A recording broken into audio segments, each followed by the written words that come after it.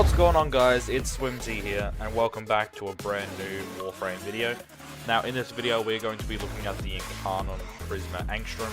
This weapon is terrible, but the Incarnon form is pretty decent. So I'm going to show you two builds, an endgame setup, and a standard build for the new player friendly. If you did enjoy this video, please consider liking, sharing, and subscribing, as everything helps me out. And let's get into the build. So this is the Swimzyy Angstrum, and it is a pocket rocket launcher.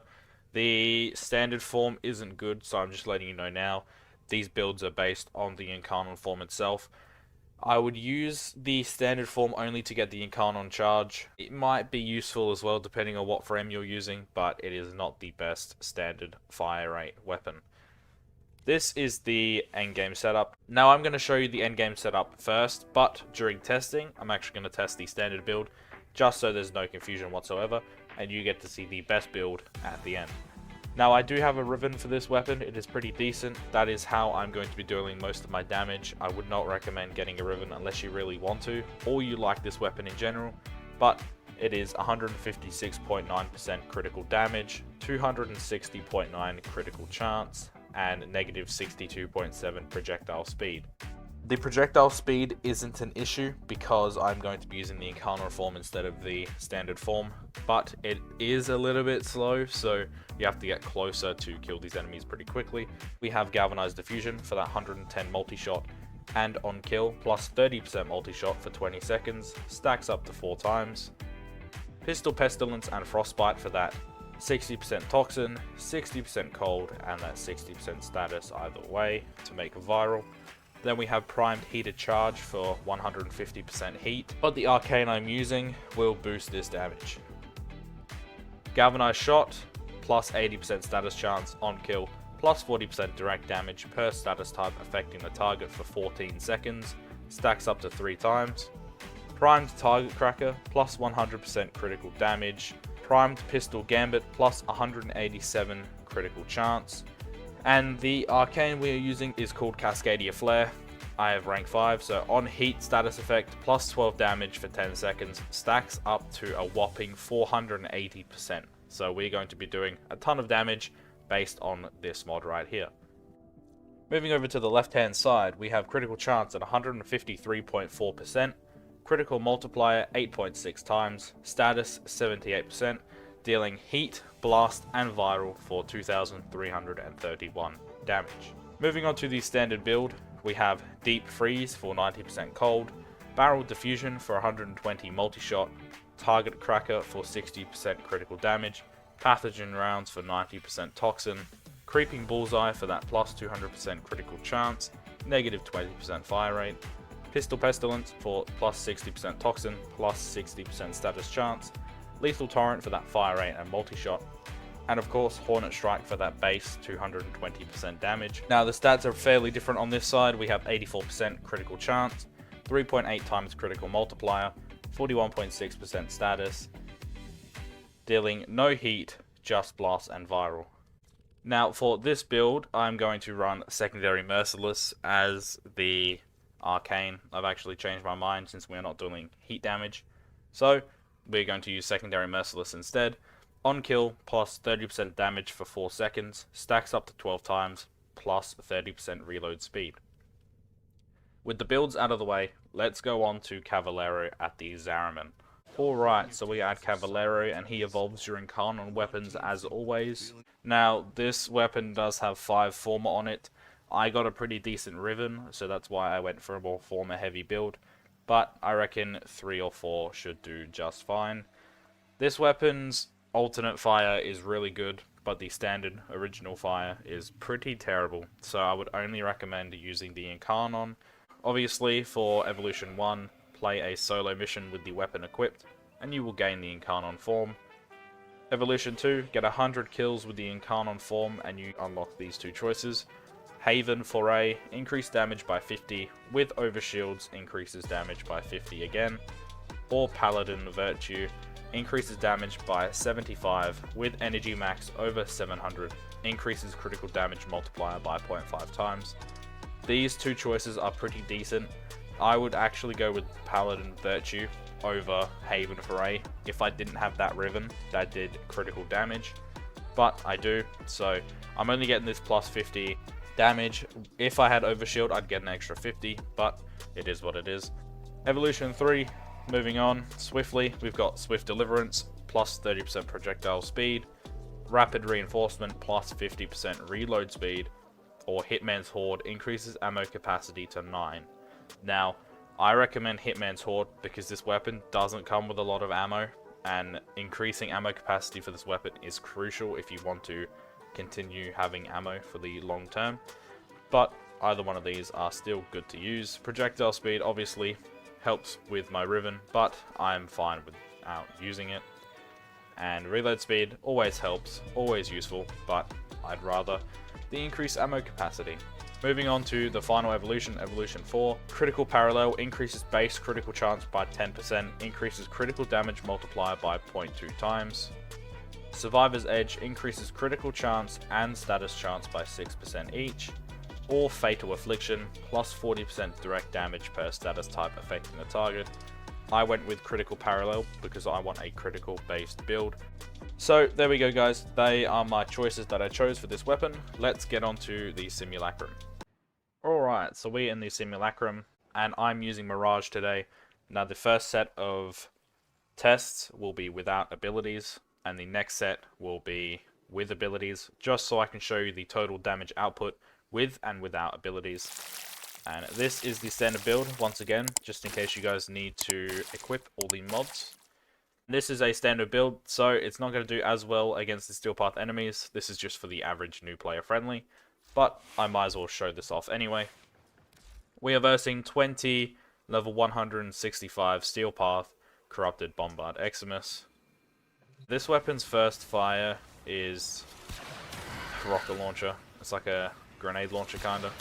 And if you hold it down, you shoot all three. If you tap it, you could shoot one at a time. And it's not as good as you might think. So, we're just going to move straight onto the Incarnon form. You shoot out a bunch of heat. And as you can see, it's doing some pretty decent damage against this high level enemy. The shots actually ricochet off of enemies at least once. So as you can see, they're going towards the side of these enemies. So yeah, it's a pretty unique Incarnon gimmick. But yeah, it's not as powerful as I would have hoped it would be. This Incarnon is a bit of a letdown unless you have a Riven and an endgame setup. This weapon isn't going to do as much damage as normal because it's just not that great. This is the best possible build I could have made for you guys. I'm not going to even bother working on the standard form. No point showing it off, we'd be here for ages. But I will show you the Incarnon form and the standard form with abilities just after I kill this enemy. So we're doing things a little bit different today because this weapon's alternate fire is alright, but its base is terrible. I'm just going to do one test on this standard build. As you can see, standard fire rate with all of the abilities is pretty good, and the Incarnon is much better. So yeah, if you don't have abilities, this weapon can be a bit of a pain, but if you do have Mirage's abilities, then it will do the job just fine.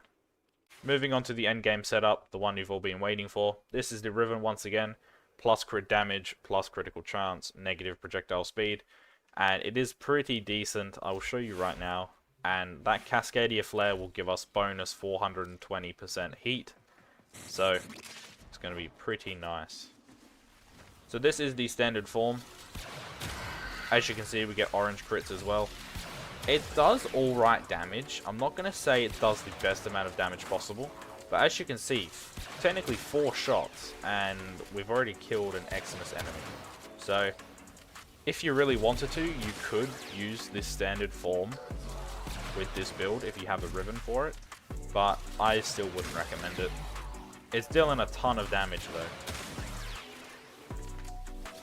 But ammo, you lose a lot of ammo. There we go. moving on to the Incarnon form. Solid orange heat. Look at that. If you have a ribbon for this weapon, it is going to be pretty decent. And the Incarnon bullets actually bounce off enemies as well, which is really nice. You can see that massive amount of DPS right now. So I'm going to spawn these guys one more time, and I'm going to use this weapon with all of its abilities. So, all of the abilities active, and the standard form one-shots. Hit the head to get that extra bonus damage, and look at that. Now the standard form becomes worth it, and what can I say really? Just absolute annihilation.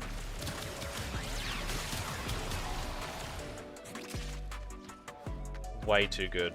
If you have a Riven, I would highly recommend getting this weapon. It is pretty fun once you deal enough damage. Speaking of damage, I'm actually going to show you this weapon in a Steel Path level survival. So, I'll see you guys there. Alright, so we are in a MOT survival. Level 140 to 145 enemies. Steel Path, of course, as always. And this weapon with the endgame setup is pretty decent. I'm not gonna lie to you guys, but I still would not recommend this weapon. As you can see with that Riven, possibly, but the weapon is not going to do this damage if you don't have a Riven for it. But so far, this Riven is doing its work. Switch to the Incarnon form. Even getting red crits. Look at that. To see a weapon like this perform with this Riven, actually crazy. But yeah, I would not recommend leveling up this weapon unless you want a challenge or you have a god tier Riven like I do. Now the recoil is a big issue with this weapon.